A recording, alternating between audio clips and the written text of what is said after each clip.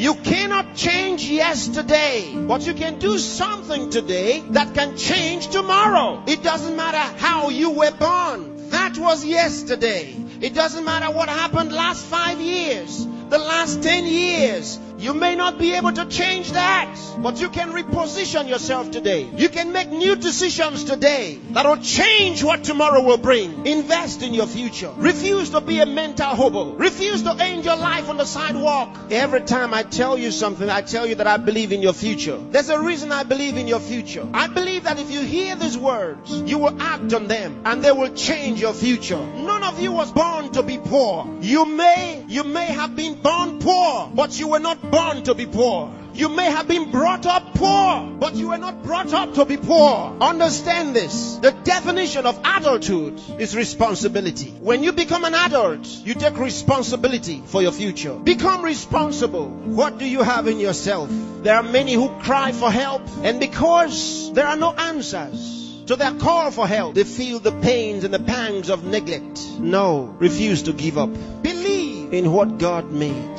God made you, and He never made a failure. Believe that God has a purpose for your life. You may have been born as a parental accident, but you are not a divine accident.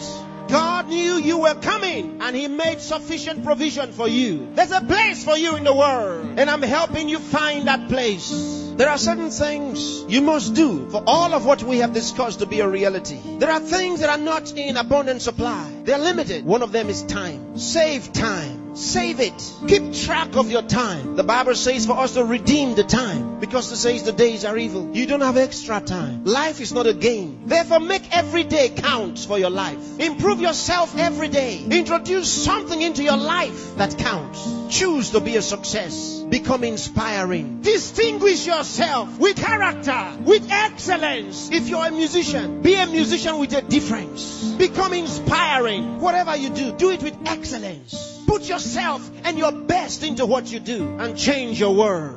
Remember, there's no extra time. Therefore, whatever you do now, do it the best way the first time. Success is waiting for the man who says yes to success. Success is waiting for the man who plans for it, who reaches out for it, who says, I'll wake up, and he wakes up, who says, I'll read this book, and he reads it, who says, I'll go to school, and he goes. Success is waiting for the man who makes a decision. So time is important. Time is important. Don't spend your time watching television 24 hours a day. Don't spend your time watching video 24 hours a day. Those that you are watching have put their best into what you are watching. Change the position. Say to yourself, I will be watched.